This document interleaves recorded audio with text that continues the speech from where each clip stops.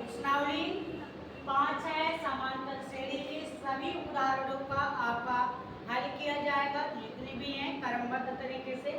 और ये क्वेश्चन देखिए, उदाहरण पहला जो दिया गया है आपका एपी है 3/2 कामा 1/2 कामा -1/2 -3/2 के प्रथम पद ए और सर्वांतर डी। तो ये क्वेश्चन एग्जाम में वो विकल्पी के रूप में आएगा। कैसे आएगा? क्रम से यहाँ लिख देगा, क्रम से है ऐसा लिखा रहेगा क्रम से। इसी क्वेश्चन को वो विकल्पी में बनाएगा। ऑप्शन ए देगा 3/2 कामा -1, बी ऑप्शन देगा -1 कामा 3/2, डी ऑप्शन सी ऑप्शन रहेगा आपका 3/2 कामा 1 और बी ऑप्शन रहेगा आपका 1 कामा 3/2 या इस तरीके से दे। तो इसमें कौन सा ऑप्शन सही होगा आपको ये लगाना होगा। दो विकल्पी क्वेश्चन देगा और ये क्वेश्चन आने की संभावना रहेगा ऐसा 1 नंबर का दो विकल्पी आता है। ये आपने एपी दिया है, एपी के प्रथम पद और सर्वांतर ज्ञात करना था, लेकिन इसको हम दो विकल्पी में बना दिए। यह क्रमशः है ऐसे लिखकर एग्जाम में आएगा। तो इस क्वेश्चन में प्रथम पद कितना है? देखिए शुरुआत में लिखा है प्रथम पद, शुरुआत में प्रथम पद है तो शुरुआत में 3/2 है, 3/2 यहाँ है, यहाँ पर है। ये सर्वांतर बाद में है, इसलिए दो ऑप्शन गलत होंगे। तीसरा देखिए, इसमें ये दोनों को सही होगा। डी ज्ञात करने का सूत्र है डी बराबर a2 - a1 होता है। 1/2 में से 3/2 घटाएंगे तो 1 - 3 बराबर -2/2 कैंसिल होगा, -1 आएगा। -1 आया, ये हो गया, डी हो गया। ये प्रथम पद है, ये सर्वांतर है, इसलिए ये ऑप्शन क्या होगा? ए वाला सही है। ए पे आप लोग टिक लगाएंगे, लिखिए जल्दी से, ऊपर से पढ़े देखिए। इसी क्वेश्चन को आपका दूसरे टाइप में लिख दिया गया है। शुरुआत में देखिए सर्वांतर लिखा गया है, बाद में लिखा गया प्रथम। एग्जाम में क्वेश्चन चेंज करके आए, थोड़ा सा पढ़कर आप जाइएगा। कह रहे सर्वांतर, बाद में कह रहे प्रथम पद क्रमशः है। सर्वांतर को आपका ज्ञात किया गया है b बराबर 1/2 - 3/2 कैंसिल करके आया था आपका -2/2 होगा, 1 -1। शुरुआत किसे है? प्रथम पद देखिए लास्ट में है, तो प्रथम पद यहाँ शुरू में नहीं होगा, कैंसिल होगा। ये दो ऑप्शन हो सकते हैं। सर्वांतर आपका आया -1 सर्वांतर पहले है और ये बाद में प्रथम पद, ऑप्शन ये सही रहेगा। इस तरीके से क्वेश्चन चेंज कर देगा एग्जाम में। आप ये देखिए यहाँ सर्वांतर दिया है, तब आपका प्रथम पद दिया है, तो इसके पहले वाले में प्रथम पद था, तब सर्वांतर था। ये याद रखिएगा, आप जल्दबाजी में क्वेश्चन गलत करके चले आएंगे।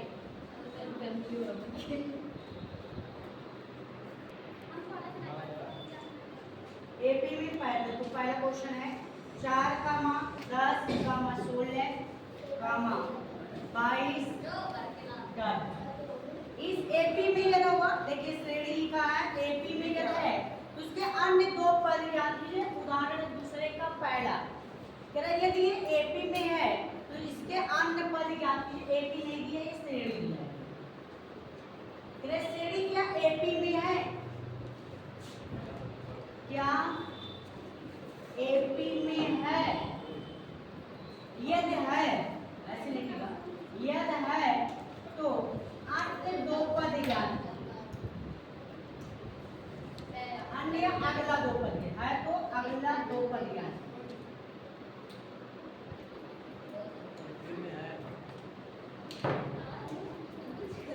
इस तरीके से क्वेश्चन बनेगा, समझ रहे ना? तो हल करते समय आप ऐसे लिखिए श्रेणी में आपका क्या लिखा जाएगा? 4 या प्रथम पद लिखेंगे या एक बार लिख दीजिएगा श्रेणी, आगे में लिखिएगा श्रेणी 4 कामा 10 कामा 16 22 कामा डाटा।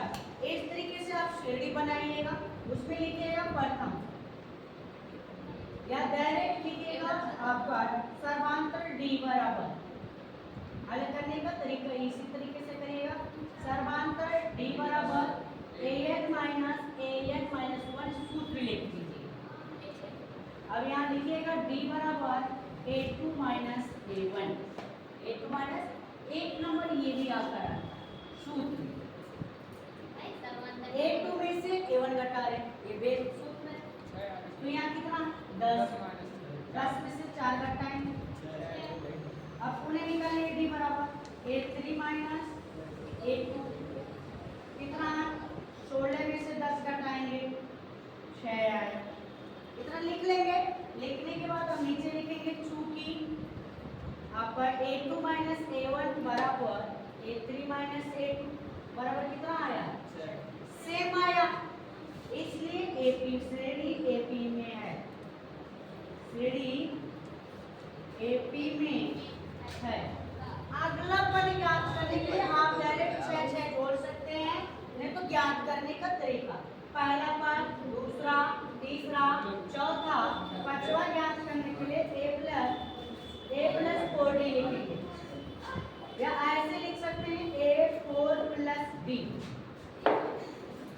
एक तरीका a4 प्लस d भी आप लिख सकते हैं। 4 चौथा पद कितना 22 प्लस 6 कितना हो जाएगा 28। या a6 लिखेंगे तो a प्लस a5 प्लस कितना 20 a5 कितना 28 प्लस 6 34। इस तरीके से आपको करना होगा। लिखिए जल्द से।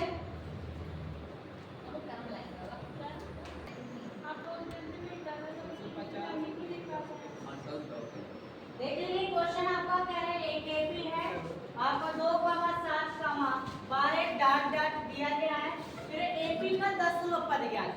ये भी क्वेश्चन को विकल्प में डायरेक्ट भी पूछ सकता है या 2 अंक का आंकिक क्वेश्चन में आ सकता है।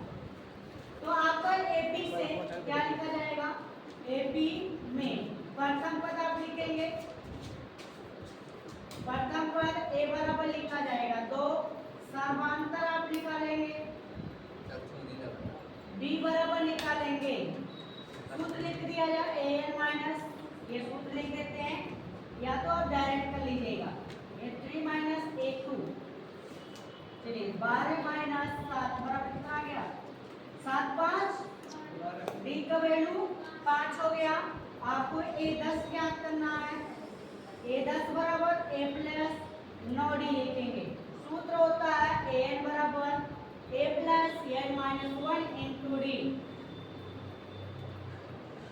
तो a का वैल्यू 2 9, d का वैल्यू 5, 9 बचे 45 और ये 47 एक क्वेश्चन एग्जाम में बहुविकल्पी दिया था। ये क्वेश्चन बहुविकल्पी एग्जाम में दिया था कि एपी में कौन 10वां पद इसका है, 10वां पद क्या है ऑप्शन में दिया था। तो आप लोग याद कर लिए, रख लीजिए। ऑप्शन के रूप में अगर पूछेगा कि एपी का 10वां पद क्या है, ऐसे लिख देगा 10वां पद क्या है, क्या है। इस तरीके से अगर ऑप्शन देगा तो ए 57, बी माइनस 47, सी ऑप्शन 47 और डी ऑप्शन जो आएगा आपका माइनस 43 दे देगा, माइनस 43। इस तरीके से दे देगा। आप लोग हल करिएगा, देख लीजिएगा कौन सा ऑप्शन सही रहेगा।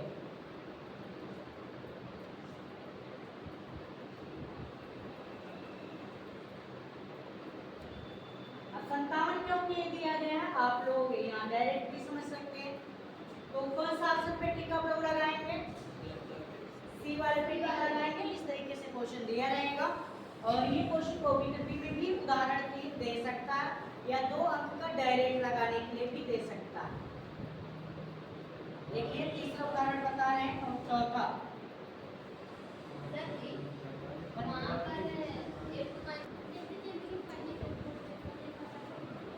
देख लीजिए। आपका क्वेश्चन जो है उदाहरण 4 है आपकी किताब में, आप लोग हल भी देख लेंगे, लेकिन यहाँ समझिए अलग से।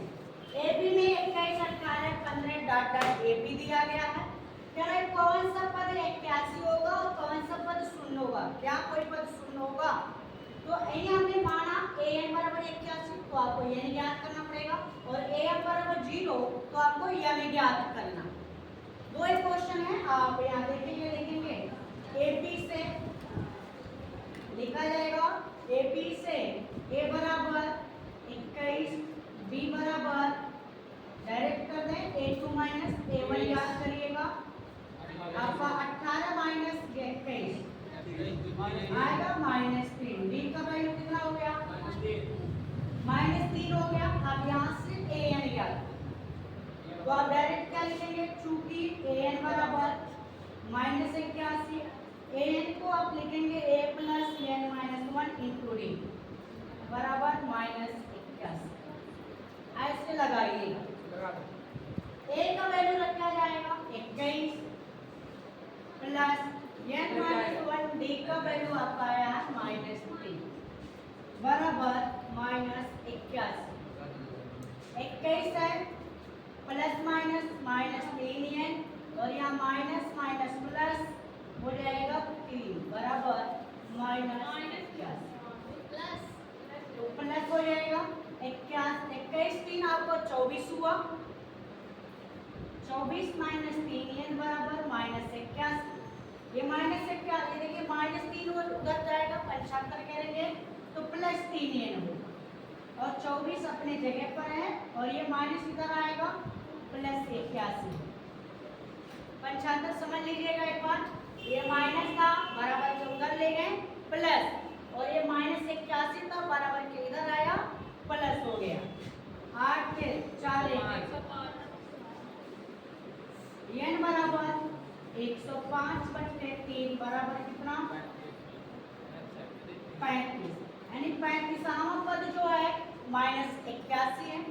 इसी तरीके से आप an बराबर जो am बराबर 0 है, a plus m minus m 1 into d बराबर 0, इसके आगे हल कर लीजिएगा।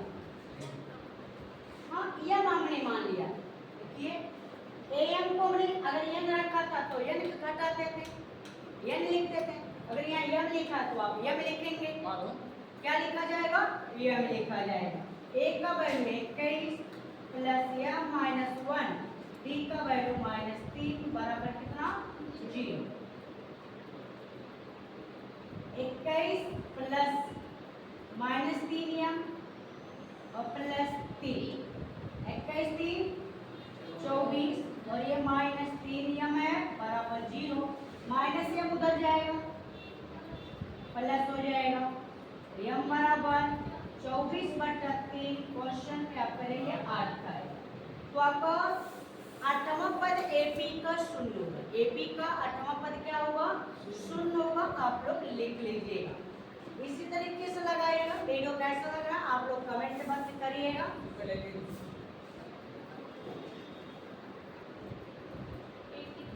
देखिए आपका उदाहरण जो 5 है उसमें क्वेश्चन में दिया है AP में दिया है तीसरा पद 5 और 7वां पद 9 है, एक आपको AP बनाना है, AP का निर्धारण करना है, अर्थात AP ज्ञात करना है। क्या ज्ञात करना है, AP तो यहाँ लिखेंगे चूंकि A3 बराबर 5, A3 को आप लिखेंगे a प्लस 2d, यहाँ सूत्र लिख दीजिएगा an बराबर a plus n minus 1 into D, इसी सूत्र का प्रयोग किया जा रहा है। समीकरण 1 बनाएंगे, नीचे लिखेंगे a 7 बराबर 9 जो दिया है, a प्लस 6d बराबर समीकरण 2। इस क्वेश्चन को विलोपन विधि या प्रतिस्थापन विधि हल किया जाएगा, तो विलोपन विधि प्रयोग करते हैं। चूंकि समीकरण 1 और 2 को घटाने पर आप लिखेंगे तो a प्लस 6d 9 है, a प्लस 2d आपका 5 उल्टा नहीं हो जाएगा। ये देखिए ऊपर नीचे किसी को आप लिख सकते हैं, यहाँ और शब्द दिया गया है, अगर में से कहते हैं तो आप कॉन्फिडेंट रहते हैं, माइनस माइनस माइनस ए एक है सिर्फ, अब 6 में से 2 घटाएंगे आप 4d आएगा,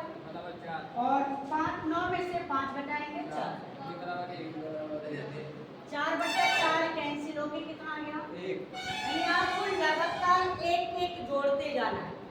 एपी आप जानते हो किसी एक निश्चित संख्या में लगातार जोड़ता या घटाना एपी कहलाता है। क्या कहलाता? एपी। तो डी का मान समीकरण 1 में रखने पर डी का मान समीकरण 1 में रखने पर एक में हम लोग क्या करेंगे? रखेंगे एक, तो आएगा a प्लस 2 गुणे 1 बराबर कितना? a प्लस 2 बराबर 5 प्लस 2 है उधर जाएगा माइनस हो जाएगा a प्लस 5 माइनस 2 बराबर 3।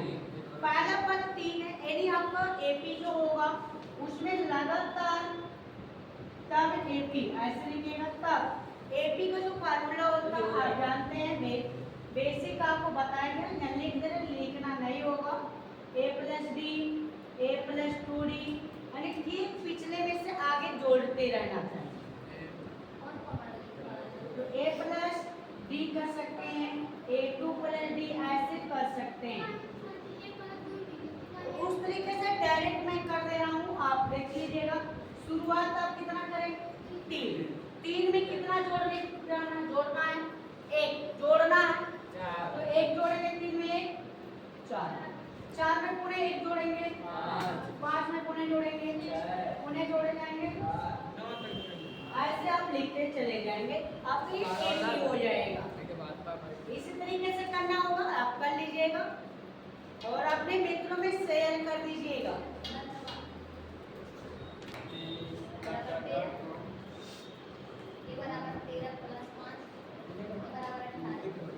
देखिए ध्यान से क्वेश्चन,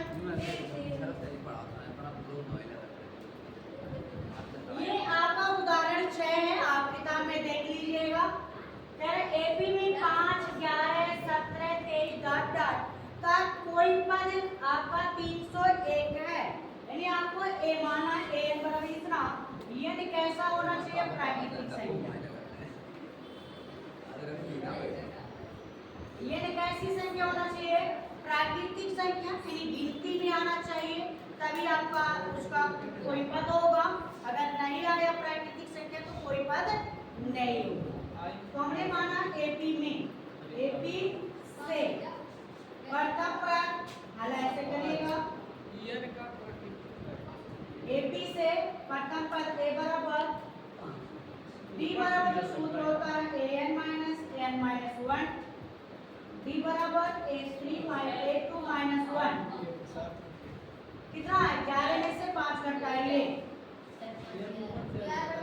डी का वैल्यू कितना आया? 6।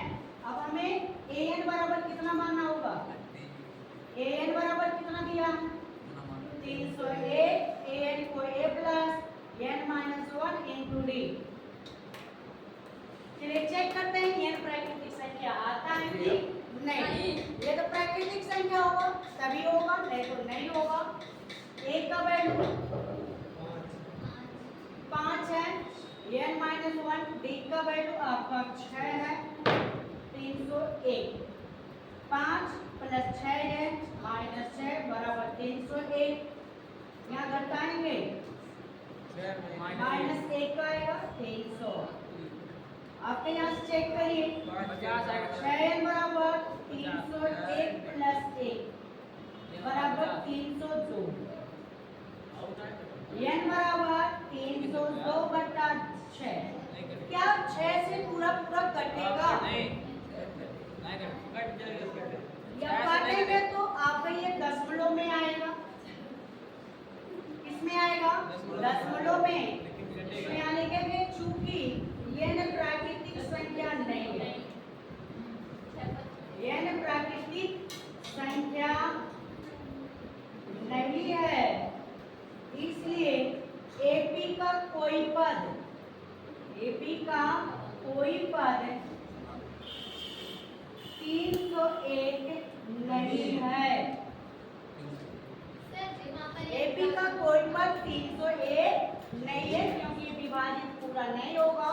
6 से आप भाग देकर चेक कर सकते हैं। 6 बचे 30, आपका 1 6 तो आपका 1 बार 1 पे 2। अब यहाँ आपका 2 आया क्योंकि 10 शेषफल 2 आ जा रहा है, शेषफल नहीं आना चाहिए, पूर्ण विभाजन होना चाहिए, गिनती में आएगा नहीं, इसलिए कोई पद 301 नहीं है, एपी का कोई पद 301 नहीं होता। ऐसा क्वेश्चन आप लोग लगा सकते हैं। वीडियो कैसा लगा कमेंट में आप लोग जरूर बताएं, लाइक सब्सक्राइब करके जाएगा। धन्यवाद।